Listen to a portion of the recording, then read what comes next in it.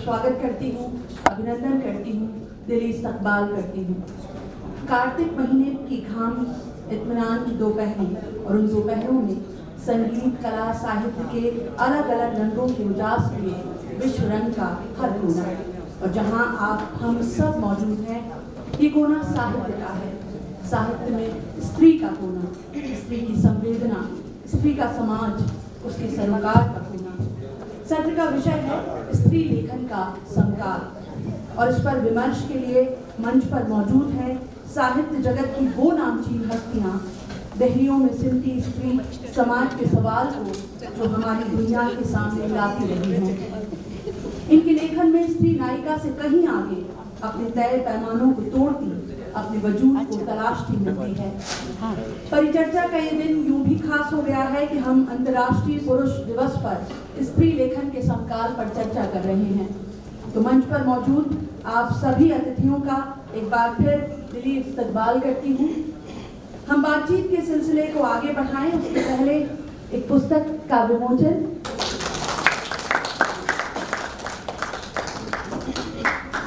बहुत धन्यवाद मैम, सभी अतिथियों का आभार। तो यहाँ मैं अपनी वाणी को अल्प विराम देती हूँ और कमान पंकज सर अब आपके हाथ है। बहुत धन्यवाद आपका, बहुत अच्छे से परिचय देने के लिए और इस स्वागत सम्मान के लिए। मेरे लिए थोड़ा सा मुश्किल है शुरुआत करना, क्योंकि मैं पहले से भी कह रहा था कि हमारे समय की चार बहुत महत्वपूर्ण लेखक हमारे साथ हैं, और मुझे लगता है कि 3 पीढ़ियां हैं लेखन की जो हमारे साथ हैं, और ऐसे में मुझे इसको मॉडरेट करना है, मुझे इस चर्चा को आगे बढ़ाना है, तो निश्चित रूप से मेरे लिए थोड़ा सा मुश्किल है, पर आप सब हैं तो आप सबके सहयोग से हम आगे बढ़ेंगे। स्त्री लेखक या स्त्री लेखन का समकाल जो इस परिचर्चा का विषय है, मैं चाहता हूँ कि हम विषय के साथ ही इस की शुरुआत करें।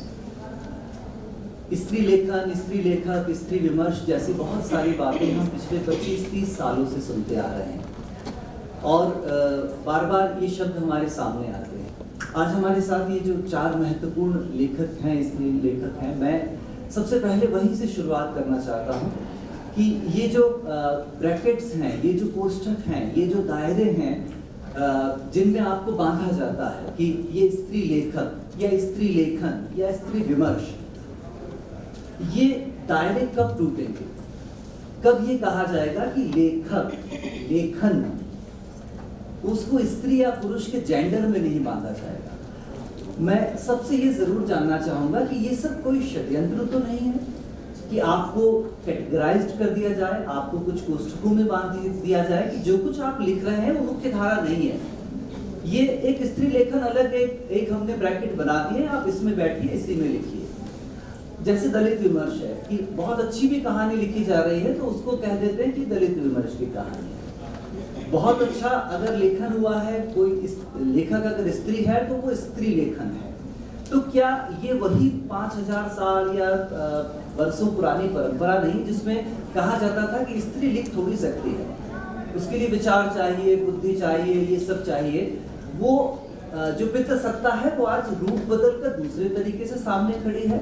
वो आपको नकारने का तरीका बदल रही है, वो उस नकार का थोड़ा सा दूसरा तरीका लेकर सामने आ रही है। वो आपको स्पेशल जगह दे रही है, आपको कुछ कंफर्ट जोन दे रही है कि आप यहीं रहिए, यहीं लिखिए, इसी कोष्ठक में रहिए, इसी ब्रैकेट में रहिए, और यहाँ पर आप स्त्री लेखन से ही पहचाने जाएंगे। तो ये आपको स्वीकार्य है।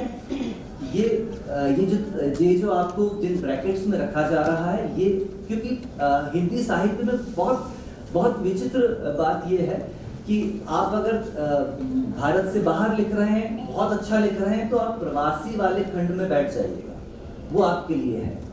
आप बहुत अच्छा लिख रहे हैं लेकिन आप दलित हैं तो आप दलित विमर्श वाली किताबों में, विशेषांकों में, उसमें आ जाइएगा।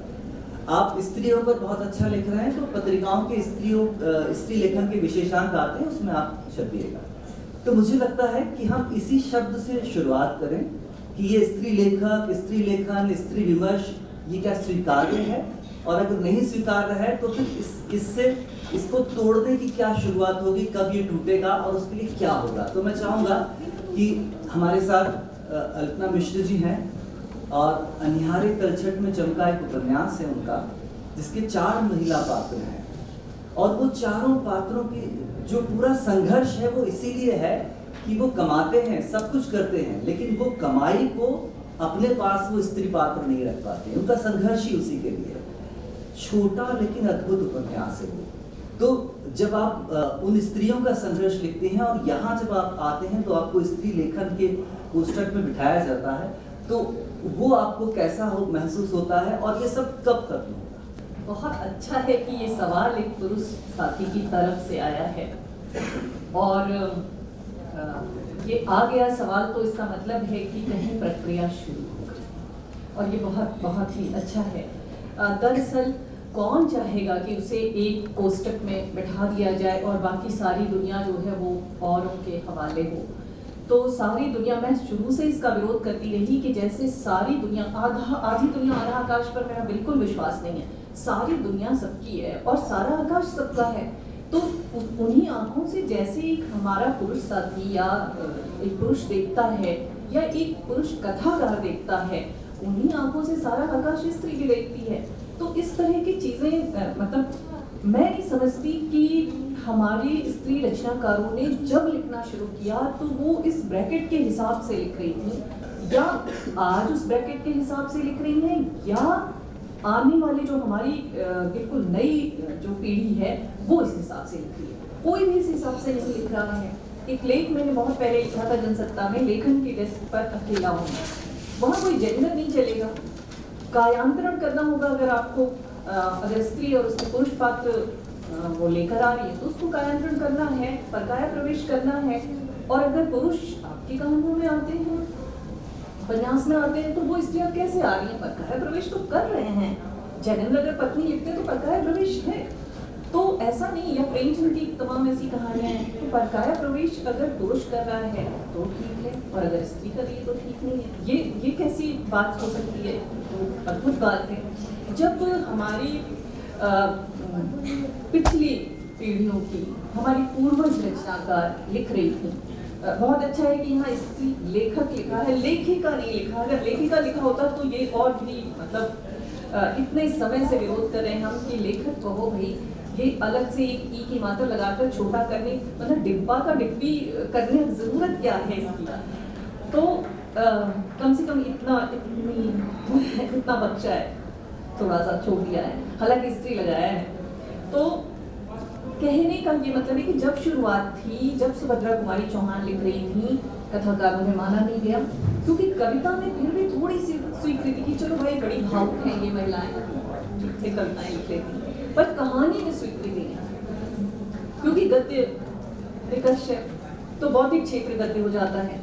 तो सुभद्रा कुमारी चौहान को कहानीकार नहीं माना गया, जबकि उनकी कहानियों में आप देखेंगे कि जो तत्कालीन दौर चल रहा है, अपने समय और समाज के साथ जो उनके सरोकार हैं वो आ रहे हैं। मतलब ठीक है, स्त्री है, स्त्री आ रही है, स्त्री तो सभी फिल्मों में आती है स्त्री, तो स्त्री तो आएगी ही, लेकिन उसके साथ साथ जो सरोकार आ रहे हैं, जो दृष्टि आ रही है, वो क्यों नहीं आप देख रहे हैं?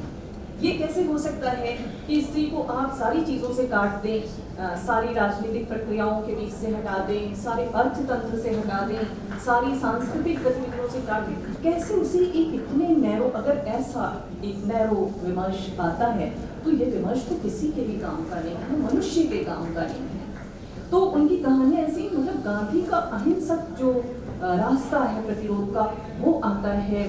जनपक्षधरता, एक स्त्री के भीतर जनपक्षधरता हो सकती, इतने पहले वो दिखा रही थी। एक उपन्यास आता है, वो कहा जाता है उपन्यास नहीं आ रहे, उपन्यास नहीं आ रहे, और उपन्यास आता है एक स्त्री के द्वारा, मल्लिका। तो उसे भी काफी कोशिश की गई कि वो भारतीय के खाते में चला जाए। इस तरह की तमाम चीजें आती। गोमती देवी को माना नहीं गया। मैंने उन्हें जब खोज के निकाला, लोग हैरान रह गए कि इतनी ऐसी कहानी, इतनी सदी हुई भाषा में ऐसी कहानी लिखी जा सकती है। ऐसा लगता था कि शुरुआती लेखन होगा तो बड़ा शिल्प कम होगा, भाषा नहीं ठीक, तो सब इतना सधा हुआ है, इतने सारे प्रयोग हैं, इतना विषय वैविध्य है। और नई पीढ़ियों तक आते आते तो विमर्श की हदबंदी को नकार दिया है पूरी तरह से। तो ये तो चलेगा नहीं।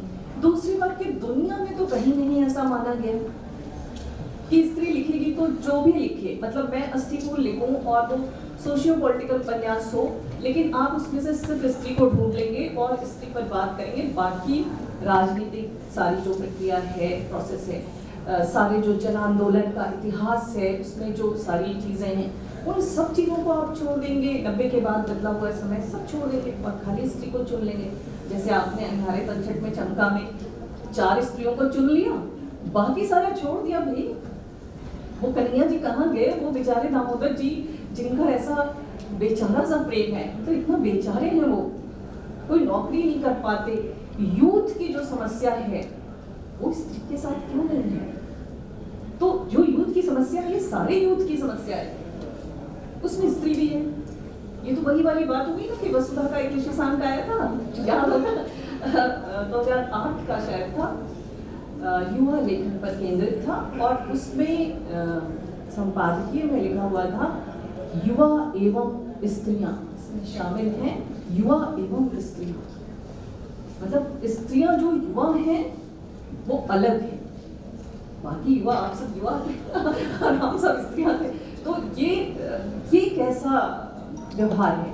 दुनिया में कहीं नहीं माना गया। गॉन विद द विंड इतना बड़ा महत्वपूर्ण उपन्यास आता है, मार्गरेट मिशेल एक उस उपन्यास के लिए कितनी प्रसिद्धि प्राप्त करती हैं, पर कहीं नहीं कहा गया कि ये एक स्त्री के ऊपर लिखा गया स्त्रीवादी या एक छोटे दायरे का उपन्यास है, या इसमें जबकि उस उपन्यास की मुख्य पात्र स्त्री है और उसमें जितनी भी स्त्रियां आती हैं उनके व्यक्तित्व तो इतने लेयर्स में आते हैं। हैरानी होती है कभी कभी कि इतने मतलब स्त्री के इस वाले पात्र के अंदर ये भी एक व्यक्तित्व छिपा हुआ है। ऐसी चीजें आती हैं, पुरुष पात्र भी आते हैं उसी, लेकिन कहीं से नहीं कहा गया कि ये स्त्री के द्वारा लिखे जाने के कारण स्त्रीवादी उपन्यास है या स्त्री विमर्श का उपन्यास है या एक छोटे दायरे का उपन्यास है। वो अमेरिका की गृह युद्ध की पृष्ठभूमि पर लिखा गया उपन्यास है, वो दुनिया के बड़े उपन्यासों में से है। तो आप ऐसे किस तरह से, मतलब ये जो बार बार मैं ये बात कहती हूँ कि ये जो आलोचना का तरीका है, खांचावादी सांचावादी आलोचना की, एक प्रेम बनाया और उसके अंदर पहले से पूर्वाग्रह के साथ बनाई गई जो एक स्त्री की इमेज थी उसको बिठा दिया। स्त्रियां लिखेंगी तो बस इतना ही लिखेंगी, चाहे कुछ लिख लीजिए, चाहे कुछ भी लिख लीजिए, आप कुछ भी कहते रहें। पर नहीं भाई, आप अन्ना हजारे आंदोलन की बात करिए, वो जिक्र भी नहीं करेंगे। असली फूल में देखिए नहीं, कोई जिक्र नहीं करता, भूल से नहीं, कि मतलब राजनीति पे मानो हम बात कर ही नहीं सकते। मृदुला गर्ग का उपन्यास राजनीति को लेकर, तो क्यों नहीं स्त्रियां कर सकती?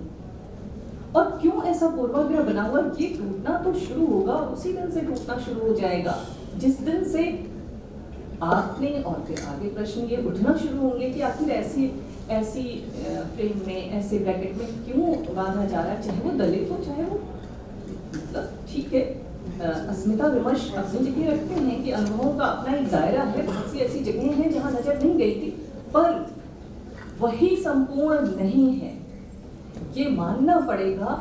और लेखक जो है वो लेखक के रूप में आए, एक बौद्धिक के रूप में आए, न कि लेखक को जेंडर में डिवाइड कर करके आप देखें और उसके लिखे हुए को कमतर साबित करते रहें। तो ये तो संभव नहीं। मैं इसी विषय पर मैं चाहूँगा कि मल्लिका जैसा बेहतरीन उपन्यास उन्होंने रचा है, वो उस उपन्यास में यही द्वंद्व है, यही द्वंद्व है कि वो मल्लिका को स्वीकार नहीं किया गया। भारतेंदु हरिश्चंद्र की सत्ता बनी रही, मल्लिका की स्वीकार्यता नहीं हुई। तो मैं चाहूँगा कि मनीषा जी हमारे साथ हैं, हमारे साथ हमारे समय की बहुत महत्वपूर्ण लेखक हैं। मैं चाहूँगा इसी विषय को आगे बढ़ाएं। मनीषा गुलसेस। शुक्रिया पंकज।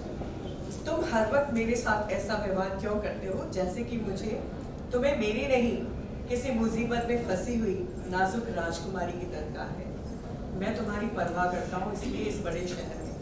सुनो, मैं किसी राक्षस की कैद में फंसी कोमलांगी नहीं हूँ और तुम कोई घोड़े पे सवार कोई बाकी राजकुमार शूरवीर नहीं हो, इसलिए हर वक्त इस मोड में मत रहा करो।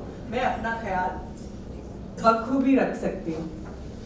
ये जो मैंने वाक्यांश बोले ये मेरे किसी उपन्यास या किसी कहानी के नहीं है। मैं अभी अभी जब एयरपोर्ट पे आ रही थी तो ये मैंने एक लड़की के मुंह से सुने थे और मैं पूरे रास्ते मुस्कुराती रही थी क्योंकि मुझे स्त्री का समकाल पे बात करनी थी। और क्या ये वह स्त्री चेतना नहीं है जिसकी दरकार इस समकाल के कथा साहित्य को है कि अब स्त्री को किसी स्त्री लेखन के समकाल की जरूरत नहीं है, बल्कि लेखन के समकाल में वो पूरी तरह से मुख्य धारा में शामिल है, क्योंकि अब हम अपना ख्याल खुद रख सकते हैं। और सबसे पहले मुझे जो लगता है, जैसे कि मृदुला जी अभी लास्ट 2 समारोहों में शामिल हुई और उन्होंने बिल्कुल ही परेशान होकर ये बोलिया कि मुझे अब इस विषय के अंतर्गत बुलाना बंद करिए, स्त्री लेखन पर मैं अब और नहीं बोलना चाहती।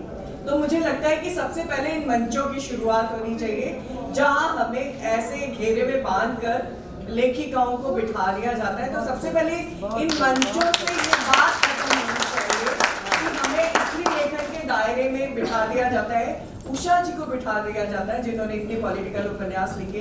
मैंने अपना पहला उपन्यास कश्मीर की राजनीति पे लिखा, पर मुझे कभी किसी कश्मीर समस्या से संबंधित किसी सेशन में नहीं बुलाया जाता। मुझे बुलाया जाता है स्त्री लेखन और उसकी बेचारगी पे बोलने के लिए। तो मुझे इस बात से आपत्ति है। तो मुझे लगता है कि शायद हम सबको अब ये शुरुआत करनी पड़ेगी कि हम इस तरह के सेशन में बदलाव चाहें। हम बात करें कि हम इस विषय पर अब बात नहीं करेंगे, क्योंकि हम जब तक बोलते रहेंगे हमें इन्हीं सेशंस, इन्हीं विषयों के अंतर्गत बुलाया जाता रहेगा। और बात मल्लिका की हुई थी, तो मल्लिका के साथ भी यही समस्या हुई थी। जो भारतेंदु जी के साथ में लेखकीय मंडल था उसमें मल्लिका शामिल नहीं थी। मल्लिका उनकी व्यूज हो सकती थी, मल्लिका उनकी सारे सुख दुख में साथ हो सकती थी, मल्लिका उनके लिए एक पत्रिका का संपादन कर सकती थी, लेकिन उनके चारों तरफ जो लेखन मंडल था उसमें वो साथ नहीं हो सकती थी।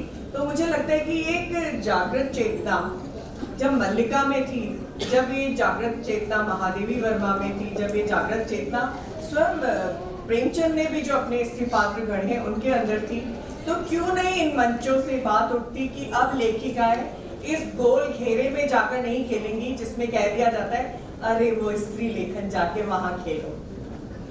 धन्यवाद।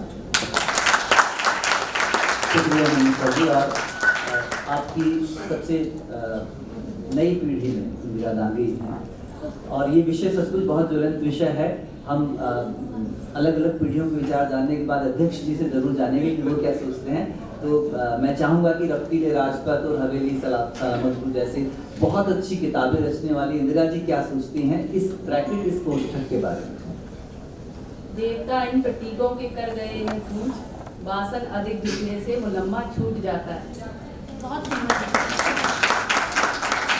जब न्योता आया इस कार्यक्रम का तो मैंने फोन करने वाले को यही बोला था, स्त्री विमर्श पे मत बुलवाओ, लेखक है ना। उन्होंने कहा अपसेट हो गया मैं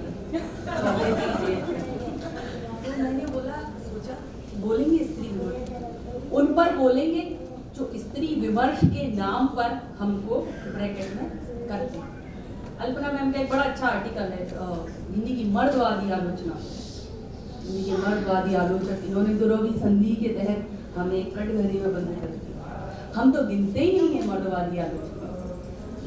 साहित्य तो प्रतिभा का खेल है ना। मेरे में प्रतिभा होगी तो मैं बचूंगी अपने मरने के 50 साल बाद, और उस आलोचक में प्रतिभा होगी तो वो बचेगा उसके मरने के 50 साल बाद। तो प्रतिभा के खेल की बात करते हैं, उनको तो गिनना हमने बंद कर दिया। इन्होंने इतना नुकसान किया हिंदी का कि आप समझिए, जहाँ से बात आरम्भ करती हूँ, अपाला, रोमा, लोपामुद्रा, पालोमी, ऋग्वेद दुनिया की सबसे पुरानी पुस्तक है। धर्म में ना जाइए, पुस्तक को सबसे पुरानी मानेंगे ना। किसी भी उक्ति को आप उठा लीजिए, किसी भी श्लोक को उठा लीजिए, आप में से कोई बता सकता है कि तमसोमा ज्योतिर्गमय पुरुष ने लिखा है कि स्त्री ने लिखा है? नहीं बता सकते। मीरा के भजन आप गाते हैं, गाते समय ये तो सोचते नहीं है ना कि ये स्त्री है, तो हम इसको गाएंगे। क्योंकि लिखते समय राइटर भी नहीं सोचता कि हम कैरेक्टर को ट्रीटमेंट दे रहे हैं। वो तो कैरेक्टर होता है ना, वो ये तो नहीं होता ना कि ये स्त्री है तो इसको मैं अलग तरह से ट्रीट, और मैं स्त्री हूँ तो मैं इसको अलग तरह से ट्रीटमेंट दूंगी, ये तो नहीं सोचते ना हम। हम तब सिर्फ एक क्राफ्ट होते, ना कि स्त्री क्राफ्ट या पुरुष।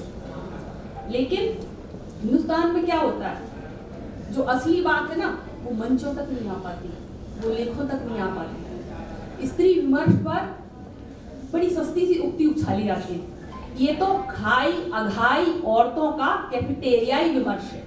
सब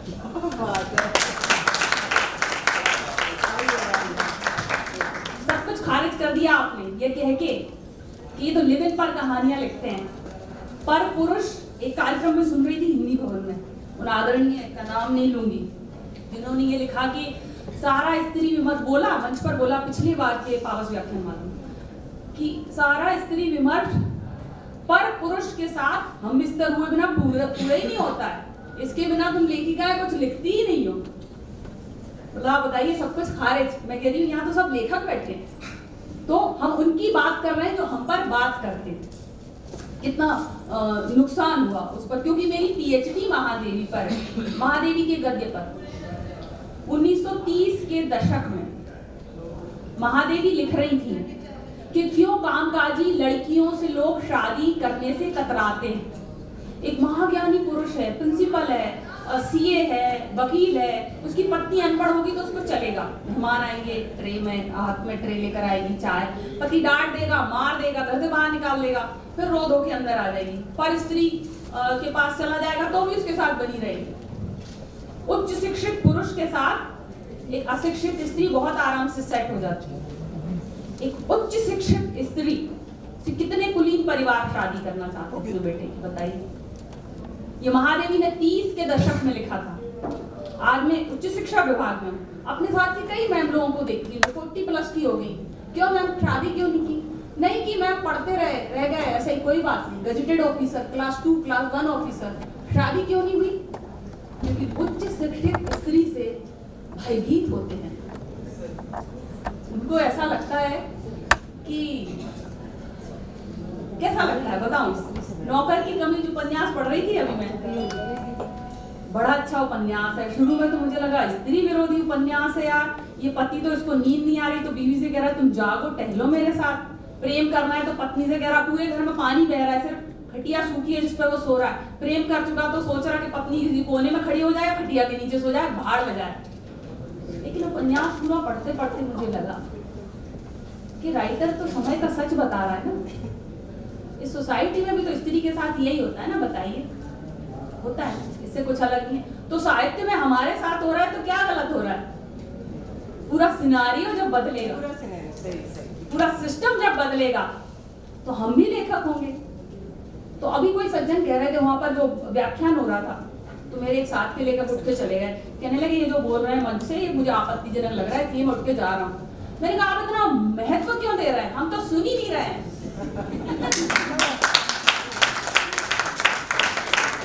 तो मेरा निवेदन ये है, जब मैं लिटरेचर में आई थी तो राइटर बनने आई थी ना, हालांकि बहुत सारी चीजें मैंने भी फेस की। एक आलोचक होते थे जो कहते थे आर्टिकल लिख दूंगा तो उसका करियर खत्म हो जाएगा। बहुत फायदा हुआ उनके आर्टिकल लिखने से, बहुत सारे लोगों ने मुझे फोन किए। तुम्हारी यूएसपी तुम्हारा चेहरा है लेखिकाओं से, भाई और लोग सेली और बुक बहुत प्यारी प्यारी बातें शुरू में अच्छी भी लगती है, कोई बात नहीं। अब तो हमारी date of birth Google Wikipedia पर भी है, वहाँ भी देखिए हम कितने साल के हैं। तो मैं बस ये कहना चाहती हूँ कि ये सारे विमर्श, ये सारी परिचर्चाएं खत्म हो जाएंगी कुछ थोड़े दिनों में, क्योंकि वो जो हमसे कह रहे हैं तुम स्त्री हो, स्त्री हो, स्त्री हो, दे हो, दे हो, दे हो, हम तो उनको गिन ही नहीं रहे।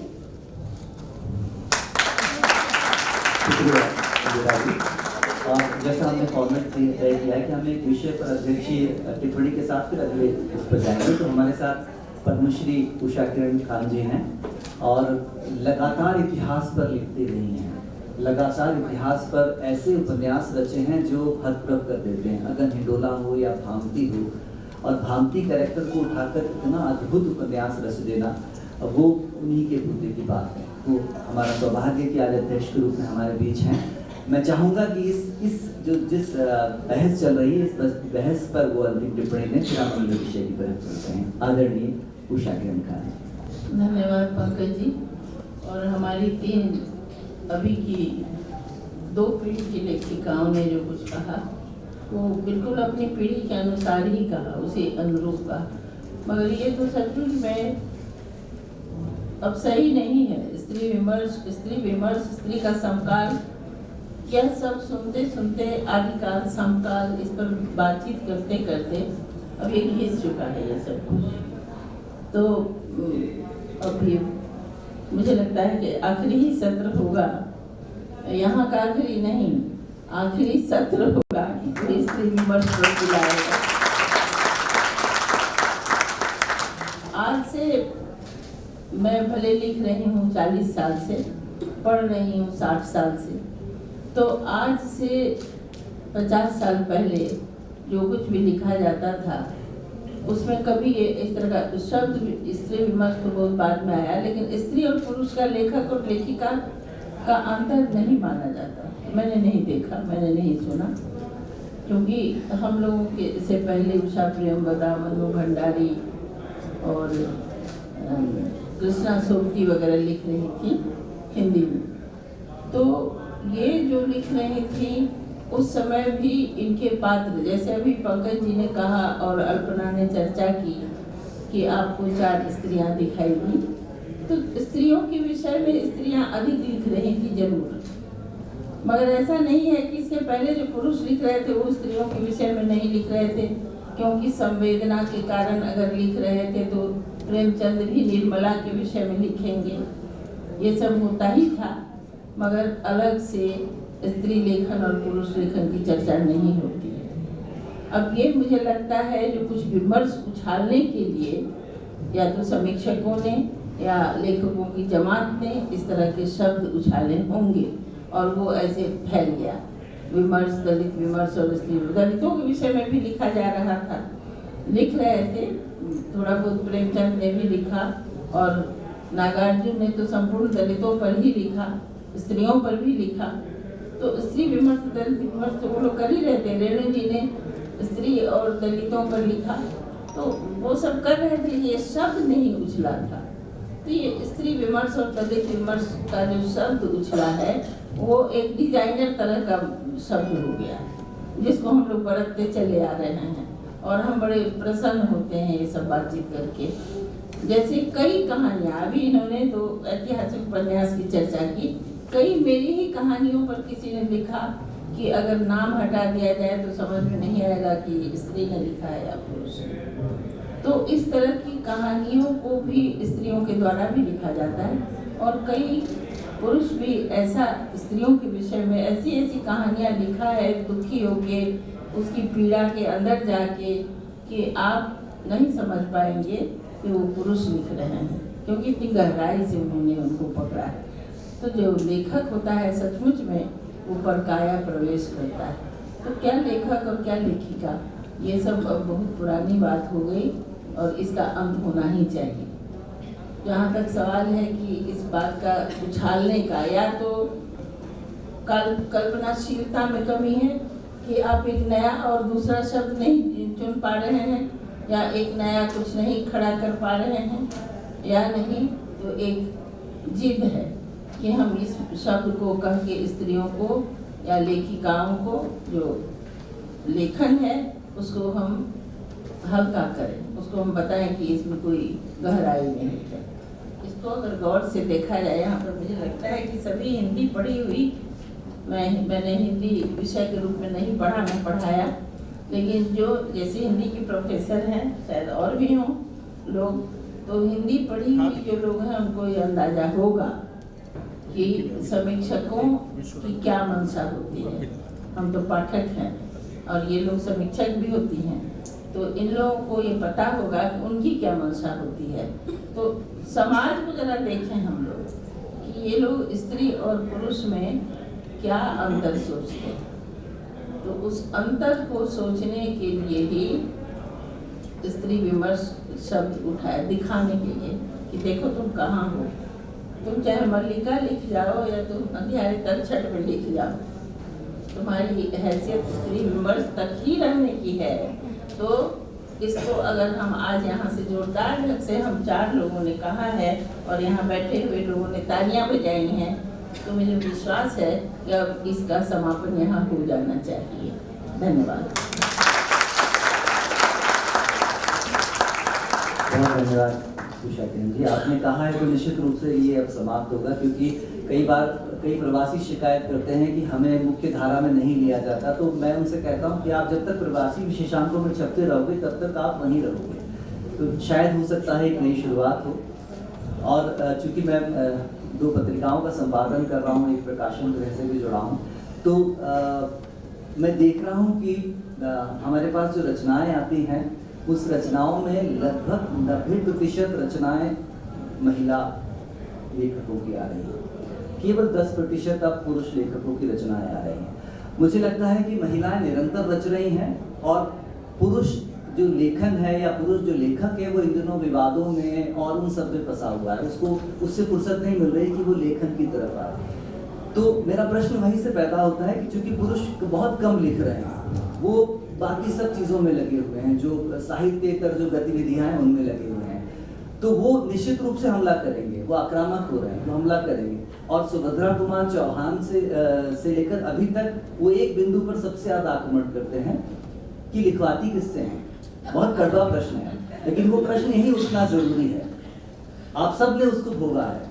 जब बहुत अच्छा लिख दिया किसी स्त्री ने, तो सबसे पहला प्रश्न पुरुष सत्ता की ओर से आता है कि किससे लिखवाती है।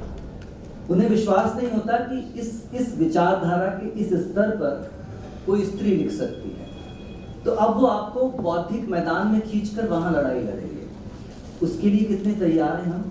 और इन प्रश्नों से जब आप 2-4 होते हैं, जब ये प्रश्न आपके पीछे बोले जाते हैं, बहुत पीछे किसी कक्ष में बोले जा रहे हैं, जिनकी गूंज आप तक आती है कि किससे लिखवाया था, कौन से लिखवाती है, तो इससे लड़ाई करने के लिए किस तरह की या सर ये कि इनका करियर किसने बनाया है, वो सब उसका सब है वही। मैं उस बिंदु पर इसलिए नहीं आना चाहता था कि वो और बहुत लंबी बहस का विषय है। वो तो पुरुषों के पास में जब कुछ नहीं बचता है तो चरित्र एकमात्र उनके पास होता है, वो फिर वहां हमला करते हैं। उस पर हम कभी फिर बहस करेंगे। अभी तो फिलहाल हमारी बहस का मुद्दा ये है कि मौलिकता को लेकर आप पर सबसे ज्यादा आक्रमण किए जाते हैं। और सब पूछा, एक भोपाल की शायरा है नुसरत मेहदी, उनका एक शेर है कि आप शायद भूल बैठे हैं यहाँ मैं भी तो हूँ, इस जमीन व आसमां के दरमियाँ मैं भी तो हूँ। तो आपकी ये जो प्रश्न है कि मैं भी तो हूँ, उसका उत्तर कि आप तो किसी से लिखवाती हो। तो इस लड़ाई के लिए कितनी तैयार हैं? तो मैं चाहूँगा इस बार मनीषा जी शुरुआत करें इस। बिल्कुल पंकज, मैं एक संस्था से जुड़ी हुई थी और जिसके जो सबसे उसमें जो उनके पुरोधा थे वो एक बड़े लेखक थे। तो जैसे ही मेरा पहला उपन्यास आया था तो बोला गया अच्छा उनसे लिखवाया गया होगा या उन्होंने इसे ठीक किया होगा, जबकि वो पूरी तरह कश्मीर विषय पे था और मुझे नहीं लगता वो बहुत सरियलिस्टिक लिखने वाले लेखक कभी कश्मीर गए भी होंगे। तो जब उनसे इंटरव्यू लिया गया कि सुना है आप उनकी कहानियां ठीक करते हैं, तो उन्होंने जवाब दिया तो और ये अखबार में छपा था उनका इंटरव्यू और बाद में मैंने पढ़ा था। तो इस तरह की चीजें भी होती हैं। लोग गॉडफादर बनने के लिए बिल्कुल उतारू रहते हैं और बाकायदा आपके अच्छे खासे उपन्यास की एडिटिंग का श्रेय लेने को भी तैयार रहते हैं। तो इन सब चीज़ों को हमने भोगा है और बार बार यही बात, अभी यहाँ मुकेश जी भी है, तो मैं मुकेश जी चाहूँगी कि अब आगे से हम लोगों को केवल महिलाओं का समकाल पे नहीं बल्कि भारतीय या वैश्विक राजनीति जैसे विषयों के सत्रों में भी बुलाया जाए, क्योंकि हमने अपने उपन्यासों की शुरुआत राजनीतिक उपन्यास लिखने से की है। तो इस तब जाकर शायद ये मौलिकता का प्रश्न भी खत्म हो जाएगा, क्योंकि हम प्रखरता से बोल सकेंगे, हम बोल सकेंगे वैश्विक राजनीति पे जिसके बारे में हम बहुत अच्छी तरह जानते हैं, हम बोल सकेंगे पर्यावरण और उसके पीछे की पूंजीवादी समस्याओं पर हम बहुत कुछ जानते हैं, लेकिन हमें बार बार महिलाओं के समकाल के मंच के तहत बिठा दिया जाता है जिसमें हम वही बातें करते हैं। तो मुझे लगता है कि जिस दिन हम बोलना शुरू करेंगे लोगों को हमारी मौलिकता पे यकीन होना फिर से शुरू करना होगा। मैं तो खुद हतप्रभ था कि इस विषय से जिससे मैं कभी सहमत नहीं हुआ। मैं कभी लेखिका शब्द का उपयोग नहीं करता हूँ, मुझे लगता है कि जेंडर कहीं है नहीं। तो मैंने तो इन लोगों को बताया भी नहीं था कि आज मैं क्या बहस में लाने वाला हूँ। मनीषा जी ने पूछा क्या करोगे, तो मैंने कहा मेरे दिमाग में कुछ है, मैं चाहूँगा कि ये बहस उसी पर चले आए। तो चूंकि एक मैंने प्रश्न उठाया है तो मैं तीनों से उत्तर जरूर जानना चाहूँगा। मैं चाहूँगा अल्पना जी, ये जो मौलिकता का प्रश्न बार बार खड़ा कर दिया जाता है, इसको लेकर जरूर मनीषा की बात से तो मैं सहमत हूँ, और ऊँ वाली घटनाएं तो होती रहती हैं। और ये भी कि हाँ, ये जो बार बार एक स्त्री विमर्श के भीतर समेटने की, बार बार एक हदबंदी करने की कोशिश है, वो नहीं होनी चाहिए, बिल्कुल भी नहीं होनी चाहिए। क्यों नहीं हम अन्य बहुत सारे विषयों पर बात कर सकते हैं, जैसे अस्थिपूर्ण उपन्यास है तो आदिवासी समस्या पे बात करने के लिए क्यों नहीं बुलाते। आप इतना ज़्यादा अगर डिवाइड करेंगे तो चीज़ें तो बहुत, फिर आप कैसे उम्मीद करेंगे। लेकिन मैं एक और तरफ भी ले जाना चाहती हूँ ध्यान, कि ये तो ठीक है कि हम अपनी मौलिकता का प्रमाण पत्र दें ही क्यों। पहली बात, हम मौलिक हैं ये मानना तो पड़ेगा, और देर सवेर मान लिया जाता है कि हाँ मौलिकता है। मुझे नहीं लगता कि इस तरह के प्रश्न देर तक रुके रहते हैं, और हम अपनी सभी कृष्णा सूक्ति पर प्रश्न नहीं उठा पाते हैं। उषा किरण खान बैठी, हम प्रश्न नहीं उठा पाते हैं कि मौलिकता का सवाल है कि नहीं, तो वो बहुत देर तक टिकने वाली चीज़ नहीं। लेकिन जिधर मैं कहना चाहती हूँ कि ऐसी चीज़ें भी आई हैं या क्रिएट की गई हैं, अब कुछ भी कह लीजिए कि कुछ खास तरह के लोगों के द्वारा, कुछ वर्गों के द्वारा, जहाँ बाकायदे सचमुच लिखवाया गया, लिखवाकर ये बनाया गया, लेखक बनाने की फैक्ट्री टाइप की भी चीज़ें हुई हैं। तो ये भी एक हथकंडे हैं, और वहाँ से भी, और उसको आगे करके ये दिखाया जाता है कि जो बाकी लिख रहे हैं शायद वो भी उसी कैटेगरी के होंगे। तो इससे नुकसान ज़्यादा होता है, बजाय कि कोई, अच्छा जो ऐसे लेखक होते हैं वो बहुत क्या कहा, वो कालजयी तो हो नहीं सकते, तो कालजयी वो होते नहीं, लेकिन वो होते हैं, और ऐसा बार बार करके, और ऐसी चीज़ों को फिर खोला भी जाता है। ऐसा नहीं होता है कि छुपी रह जाती हैं, ये खोली जाती हैं। और कई बार वो लेखक जो रीराइट करते हैं वो बड़े छाती ठोक के कहते हैं मनीषा की हमने फला के रीराइट किया है, और उसके बाद आप देख लीजिए फिर वो फिर बीच में बहुत विवाद हुआ ही था, फिर वो वापस जब कुछ समझौते हो जाते हैं तो फिर वो वापस बैक उस पर आकर कहते हैं कि ना हमने तो कुछ भी नहीं कहा। तो ये सब भी चल रहा होता है, जिसका नुकसान अंततः पाठक को है, हिंदी साहित्य को है, हिंदी रचना संसार को है, जो हमारी मौलिकता है उस पर वहाँ क्वेश्चन मार्क लगता है। तो ऐसी चीज़ें भी आ रही हैं, और ऐसी चीज़ों को क्या कहूँ मैं कि बाजार के ये तौर तरीके हैं, या ये एक फैक्ट्री में उत्पादन का एक तरीका है, इस तरह की चीज़ों को भी रोका जाना ज़रूरी है। कि ये अगर लेखक या तो उसको अलग रखा जाए, और वो ठीक है, वो ठेकेदार होता रहे, बाजार अपना काम करता रहे, पर उसको आप जेन्युइन साहित्य में ना मिलाइए, आप उसको जेन्युइन साहित्य में मत लेकर आइए, तब तो ठीक है। अदरवाइज आप उसको भी मिला करके और फिर कहते हैं कि ये तो देखो 2 आदमी लगे इनको लिखने के लिए, ऐसे भी लोग हैं। तो वो भी एक चीज़ है जहाँ से दिक्कतें जो पैदा करता है, या जो हमारे सामने इस तरह के प्रश्न लेकर के आता है। अन्यथा मैं नहीं समझती कि किसी की देर तक ये हिम्मत रह जाती है कि वो क्वेश्चन मार्क करे मौलिकता को हमारी, और आज तक तो नहीं कर पाया। सुभद्रा कुमारी चौहान को भले ही कथाकार के रूप में स्वीकार नहीं किया, लेकिन उनकी मौलिकता को क्वेश्चन नहीं कर सका। और किसी मनु भंडारी की महाभोज जैसा राजनीतिक उपन्यास लिखा, लेकिन मौलिकता को किसी ने नहीं कहा कि उपन्यास राजेंद्र यादव ने लिखकर दे दिया था मनु भंडारी को, या आपका बंटी राजेंद्र यादव ने। जो उन दोनों लोगों ने साथ लिखा था 1 इंच मुस्कान, तो वो फिर साथ ही लिखा था। तो ऐसा भी नहीं है, और इस मौलिकता पर क्वेश्चन मार्क ना कोई लगा सकता है, और ना कोई लगाने की हिम्मत रखता, और अगर रखता है तो वो अपने साथ साथ हिंदी का ही नुकसान करता है। बहुत धन्यवाद रचना जी। और मैं चाहूँगा कि जल्दी से हम इंदिरा जी की बात लें, क्योंकि इंदिरा जी ने भी इस सब को बहुत झेला है, बहुत सहा है, तो मैं चाहूँगा कि इस पर उनकी टिप्पणी बहुत ज़रूरी है। देखिए, ये तो किसी ने नहीं कहा कि ये तुमने नहीं लिखा है, ये किसी ने लिखा। और मैं तो कहती हूँ कि अगर कोई कभी ये कहे कि उनका करियर उन्होंने बनाया है, तो इतना मादा था तो अपन ही बना लेते ना, उसका बनाने के बजाय। तो ये तो मेरे से किसी ने नहीं मिलेगा। मैं तो कहती हूँ कोई बोल दे कि 2 पंक्तियाँ तुम्हारी हमने लिख के दी है, तो हम सोशल मीडिया पे नहीं ले जाएंगे, लोगों से शिकायत नहीं करेंगे, हम तो कोर्ट में ले जाएंगे, जरा पब्लिसिटी हमको भी मिल जाए कि हम पे आरोप लगा रहा है। तो ये तो मुझसे किसी ने नहीं कहा। दूसरी तरह की चीज़ ज़रूर बहुत फेस करनी पड़ती है, वो फेस तुम्हारी मिलती है। मेरा ख्याल है बहुत सारे लोग, वर्क की तरफ अपनी बात करूँगी, हमें और बहुत सारे लोग, एक जो दूसरी चीज़ सीनियर्स के बारे में जब मैंने सुना कि फला लेखिका, उनको साहित्य अकादमी उन्होंने दिलवाया, फला कवि, उनको वो पुरस्कार उन्होंने दिलवाया, उनको वहाँ उन्होंने करवाया। तो इतना लंबा करियर, मतलब किताबी बच्चों को आगे छोड़ देते हैं। तो कोई किसी का यहाँ गॉडफादर तो मुझे नहीं लगता कि कलाओं में बहुत दूर और देर तक चल पाते हैं। लेकिन हाँ, एक तजुर्बा अपना बताऊंगी कि जब हम अपना, पूरी दुनिया एक जैसी लगती है मुझे, तो जब अपना लिटरेचर लेके हम भारत से बाहर जाते हैं तो वहाँ भी सबसे पहले लोग वही आरोप लगाते हैं कि तुम्हारे चेहरे की वजह से तुम्हें अवसर मिल गया, या तुम्हारी स्त्री होने की वजह से, या तुम्हारे लुक की वजह से। तिब्बत में मेरी एक सबसे पहले कहानी छपी थी, तो वहाँ के एक लेखक का मैसेज आया और सबसे पहला मैसेज था, यू लुक सो ब्यूटीफुल।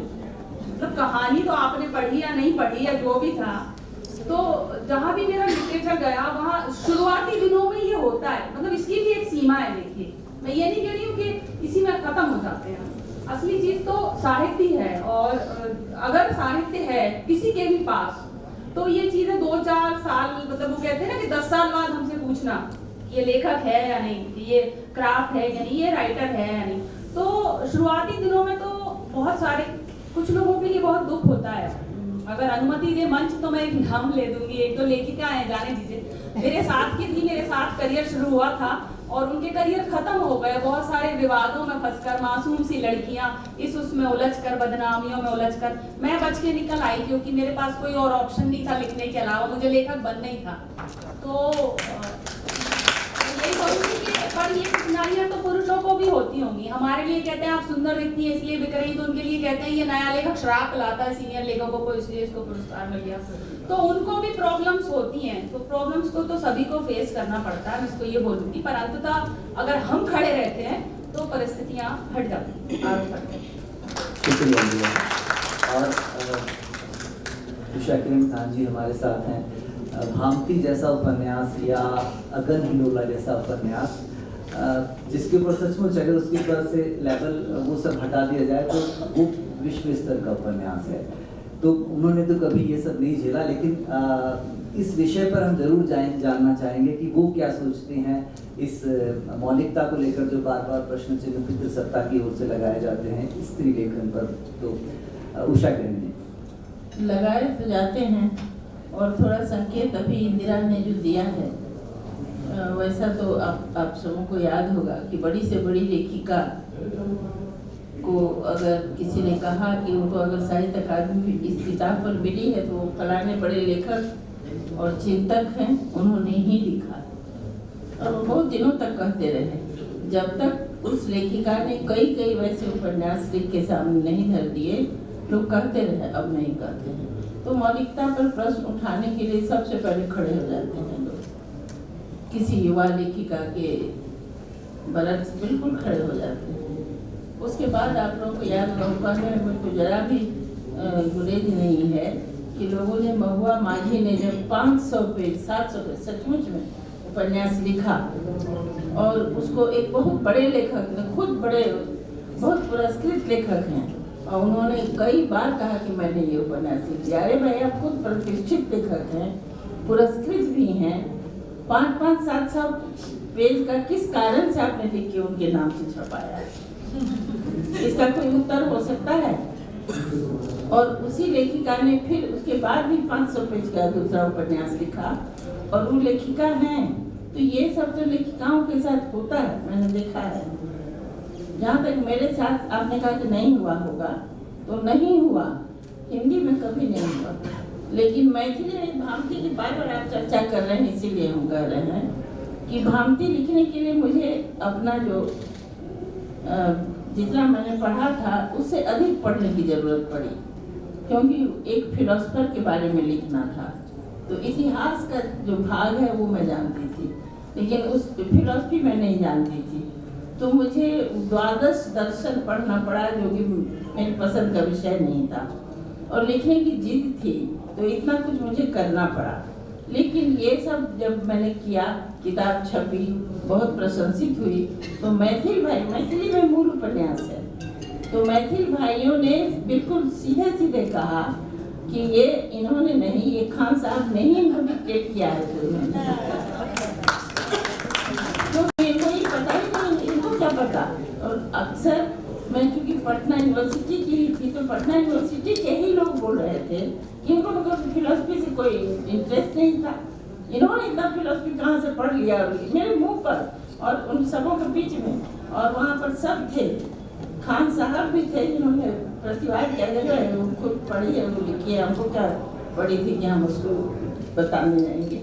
लेकिन ऐसा मेरे साथ हुआ, ऐसा नहीं होता है, और लोग नहीं जानते हैं, और लोग को नहीं पता, लेकिन मैथिल लोग जो मेरे साथ पढ़ रहे थे उन लोगों को पता कि मैं फिलोसफी नहीं, मेरा विषय नहीं था।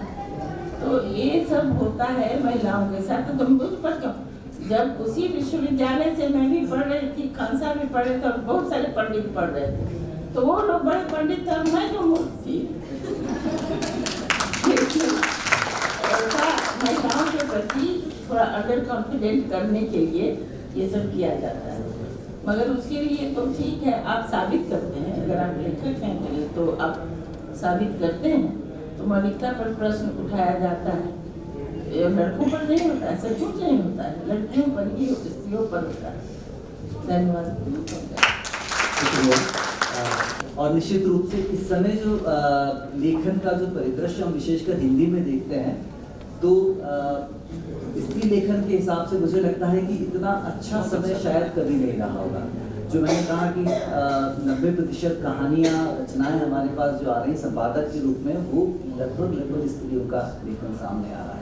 किताबें भी हम देखते हैं, अगर आप किसी भी प्रकाशक के यहाँ चले जाइए, उसके यहाँ अगर नए सेट की 10 किताबें आ रही तो 7 या 8 किताबें स्त्रियों की हैं, 1-2 किताबें पुरुषों की हैं।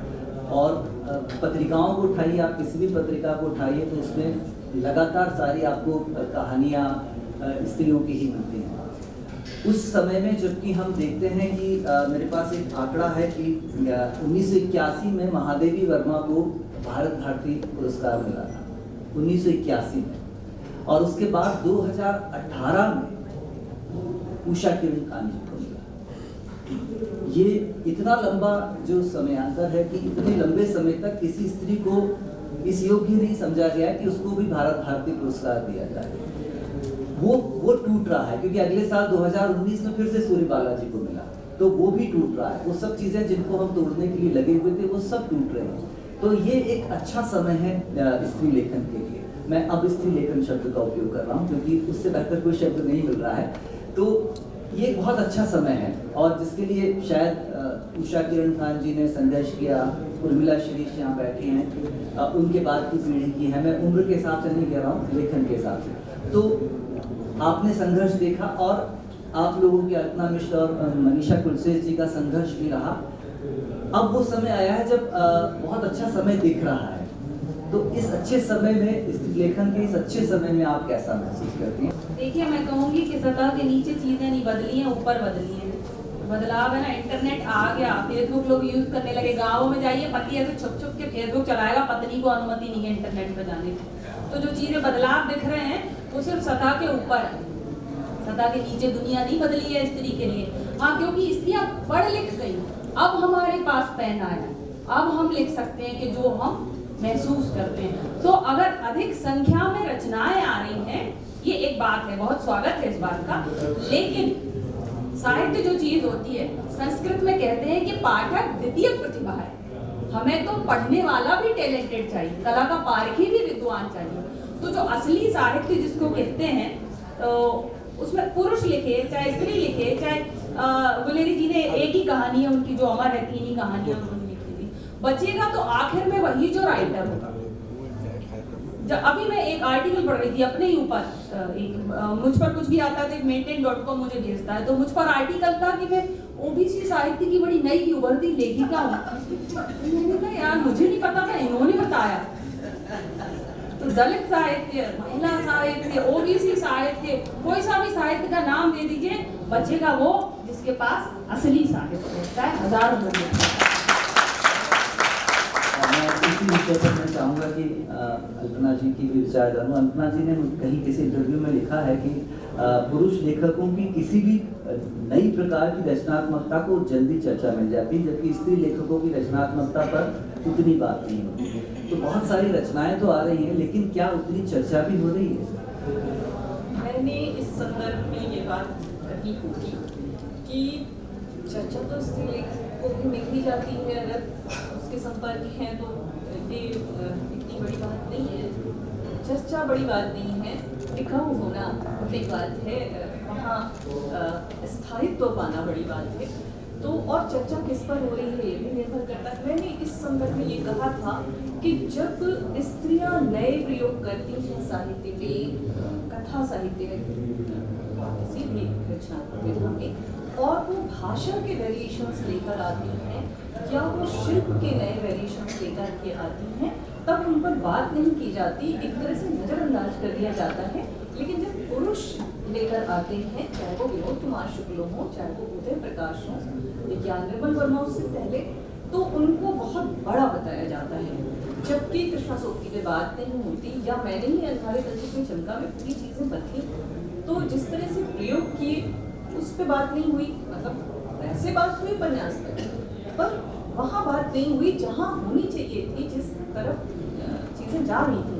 तो ये तो होता है, पर मैं ये कहूँगी कि जो ऊपर से दिख रहा है उसमें भी एक अभी तो ऐसा लग रहा है ना कि नदी में बहुत तेज बहाव है, बहुत सारी चीज़ें आती जा रही हैं, लेकिन ये सारी चीज़ें भी छटनी है, समय की चलनी बहुत कठोर होती है, वो सब छाने की, और वही चीज़ें बचेंगी जहाँ जो आखिरी में बात कही इंदिरा ने कि जो गंभीर होंगी, जो सचमुच सरोकार और दृष्टि जिनमें होगी, और जो सचमुच, क्योंकि अंततः तो आप एक कलाकृति रच रहे हैं, तो अगर वो कलाकृति सचमुच है, केवल ना तो वो भड़ास की तरह है, ना वो उस खिड़की की तरह जहाँ जाकर, या उस छत की तरह जहाँ जाकर कुछ अपना गुस्सा निकाल लिया, ये उस तरह ना होकर दृष्टि और सरोकार के साथ अगर आ रहा है, तो निश्चित रूप से वो बचा रहेगा, और निश्चित रूप से वो बहुत प्रसन्नता की बात होगी कि अगर इतनी बड़ी संख्या में आ जाए। पर अगर ऐसे ही आता है और बहुत पॉपुलर तरीके से आता और आज आया कल खत्म हो गया, तो वो इतना मायने नहीं, या वो बदलाव के उस बड़े जिस बृहत्तर स्थिति की हम बात चाहते हैं, वो उसको लेकर आ रहा है। धन्यवाद। और मनीषा जी ने मल्लिका लिखी है। मल्लिका के समय से आज तक का पूरा एक दृश्य आपके सामने है। मल्लिका के समय मल्लिका अकेली थी जो लेखक थी, और आज जब आप अपने चारों तरफ देखते हैं तो बहुत आपके चारों तरफ स्त्री लेखक दिखता है। इन दोनों को देखकर एक लेखक और एक स्त्री के रूप में क्या? सबसे पहले मैं अगर लेखक के तौर पर कहूँ तो इंटरनेट ने बहुत बड़ा एक बूम पैदा किया है, जिससे बहुत सारी गृहिणियों के अंदर की लेखिकाएं आ गई हैं। लेकिन ये जैसे कि इंदिरा और अल्पना ने बात कही कि फिल्टर वहाँ पर, संपादक नाम का एक जो फिल्टर है वो वहाँ पर गैर मौजूद है। लेकिन मुझे लगता है कि अगर अभिव्यक्ति की स्वतंत्रता है, जैसा कि ईरान में हुआ था, जैसे ही इंटरनेट आया तो वहाँ जो दबी कुचली महिलाएं थीं, उन्होंने साइबर स्पेस को इस्तेमाल किया और उन महिलाओं ने अपनी पीड़ाओं को वहाँ पर लिखा। तो उन महिलाओं को एक खास किस्म का नाम दिया गया, साइबर फातिमा। तो मुझे लगता है कि अगर इंटरनेट आया है और एक बहुत ही पिछड़े तबके की स्त्री या एक बहुत ही घरेलू स्त्री आकर पॉडकास्ट पे अपनी कोई कहानी कहती है, भले वो कहानी स्तरीय नहीं है, लेकिन वो स्त्री के पक्ष में है या उसकी अभिव्यक्ति को एक कोना देती है। और बल्कि मैं ये कहूँगी कई घुमक्कड़ स्त्रियां, जैसे अनुराधा बेनीवाल की बात करें तो वो तो बाद में उभरी हुई वो अपने आप को लेखिका कहती भी नहीं, वो एक अपने आप को घुमक्कड़ कहती हैं। तो मुझे लगता है कि ऐसी विधाएं भी महिलाओं ने अपनाई है। जैसे पॉडकास्ट पे बहुत सारी महिलाएं अपनी कहानियां लेकर आ रही है और बहुत सारी ऑडियो वर्जन। तो मुझे लगता है कि माध्यम बहुत सारे आए हैं, महिलाओं के लिए माध्यम बहुत सारे खुले हैं, जहां पर वो अपनी कहानियों को, न सही साहित्य, हर वक्त साहित्य ही की दरकार नहीं होती, न सही साहित्य, मगर गृहिणियों को अपनी बात कहने के लिए बहुत सारे प्लेटफॉर्म मिल गए हैं। तो मुझे लगता है कि वो स्वागत योग्य है। ठीक है, एक विशुद्ध साहित्य होता है, कुछ चलताऊ साहित्य होते हैं और कुछ अपनी अभिव्यक्तियां होती हैं। तो मुझे लगता है कि अगर हम स्त्री के समकाल पे बात करते हैं तो हमें अंधेरे कोनों में खड़ी उस स्त्री की अभिव्यक्ति को भी एक जगह देनी होगी। वहाँ एक इंटरनेट एक वरदान का काम करता है। तो मुझे लगता है कि मल्लिका से लेकर आज तक कि मल्लिका की रचनाएं बिना नाम के भारतेंदु हरिश्चंद्र जी की रचनाओं के साथ घुल मिल के और कहीं नागरिक प्रचारणी सभा की किसी लाइब्रेरी में पड़ी रह गई थी, लेकिन आज मल्लिका होती तो शायद वो इंटरनेट पे डाल देती। बहुत अच्छी बात की आपने कि सचमुच स्त्री का जो समय है ये बहुत बदला है और इंटरनेट की इसमें बड़ी भूमिका है। हालांकि मेरी एक छोटी सी आपत्ति है क्योंकि सब स्त्री लेखक हैं। मैं एक किताब भोपाल से संपादित होकर प्रकाशित होकर आई है स्त्री मन की कहानियाँ, और उसमें एक भी पुरुष लेखक नहीं है। तो मुझे लगता है कि ये भी एक तरह से उसी ब्रैकेट में जाने की कोशिश है कि स्त्री मन की कहानियाँ क्या पुरुष नहीं लिख सकते? बहुत अच्छी कहानियाँ लिखी गई हैं उस किताब में। शायद एक आध पुरुष मुझे स्वयं प्रकाश जी की कहानी याद आती है जिसमें उन्होंने प्रसव पे ऐसी कहानी लिखी है जो स्वयं प्रसव से निकल चुकी स्त्री नहीं लिख सकती। तो मुझे लगता है कि पंकज की इस बात में दम है। तो मुझे ये है कि आप संपादित करिए पुरुष लेखकों द्वारा लिखी गई स्त्री मन की कहानी, बिल्कुल उसके उत्तर में। और अब हम अध्यक्ष जी की ओर चलते हैं। उन्हें किसी विषय में नहीं बांधते हुए हम चाहेंगे कि पूरे सत्र पर और जो बातें हुई हैं उस पर वो अपनी अध्यक्षीय टिप्पणी दें। आदरणीय उषा किरण खान। पूरे सत्र में पूरी बातें अच्छी हुई और अंत में समकाल पर भी विशेष रूप से बातचीत हुई। ये तो सही है कि समकाल उत्साहवर्धक है स्त्री लेखन के लिए, और सचमुच इंटरनेट होने से या पढ़ी लिखी महिलाएं एक्सपोजर होने से, एक जगह बैठने से, अनेक कारणों से स्त्रियां लिख रही हैं, हर भाषा में लिख रही हैं। जितनी भाषाएं भारत में हैं और हिंदी में तो लिख ही रही हैं। लेकिन ये सब जानते हैं कि साहित्य में छन के आना बहुत आसान नहीं है। तो सारे लेखक जो हैं, स्त्री लेखक हों पुरुष हों, सारे लेखक नहीं हो जाते।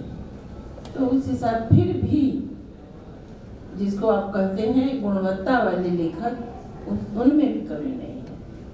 हमारी सभी पीढ़ियां आगे आ रही हैं, ऐसा देखने को मिल रहा है। ये समय उत्साहवर्धक है और हमारी जो साथ की बैठी लेखिकाओं ने जो कुछ भी कहा है वो सबका स्वयं का भोगा हुआ और समय का देखा हुआ यथार्थ है। इसीलिए सबों ने तालियां भी बजाई हैं और ये बात सच भी है। लेकिन मैं यहाँ पर इतने लोगों के बीच में इस मंच से कहना चाहती हूँ कि बहुत हड़बड़ाना भी नहीं चाहिए। हमारी जमी हुई पुरस्कृत लेखिकाओं को, जैसे हमारी मनीषा ने बहुत ही खूबसूरत मल्लिका नामक उपन्यास लिखा, लेकिन मेरा तो मन ही नहीं भरा। ये मैंने इनसे कहा भी, तो उसको थोड़ा और विस्तार दें। और इसका कोई ऐसा नहीं है कि विस्तार आप नहीं दे सकती हैं, क्योंकि मल्लिका पढ़ने से आपके मन में प्यास जगी रहेगी। ऐसा लोग कहेगा कि प्यास नहीं भाई, उपन्यास में तो उस प्यास को बुझा देना चाहिए। कोई कहानी तो है नहीं कि प्यास जगी रहने दो। इसीलिए मल्लिका को थोड़ा सा और विस्तार दो, मल्लिका पर फोकस करो। तुमने भी संयोगवश या दुर्योगवश में कहूँ कि भारतेंदु पर ही ज़्यादा तवज्जो दिया है, मल्लिका पर कम। तो मल्लिका को और विस्तार दो और तब तुम देखना कि फिर उसका कितना अधिक नाम हो जाएगा। बहुत बहुत धन्यवाद पंकज, सभी को धन्यवाद। बेहद सार्थक संवाद जो दिशा देकर गया कि स्त्री लेखक और उनका लेखन इस तरह के ब्रैकेट वाले विमर्श से बाहर आए। इस उम्मीद के साथ कि इस सत्र का समापन कर रहे हैं हम कि विश्व रंग 2023 में हम सियासत और समाज के समकाल पर संवाद कर रहे होंगे आप सब अतिथियों के साथ। इस सत्र का औपचारिक समापन करें इसके पहले मेरा बेहद विनम्र आग्रह हमारी आदरणीय उषा किरण मैम से कि वो अल्पना मिश्र जी की पुस्तक 10 कहानियां का विमोचन के लिए आ जाए।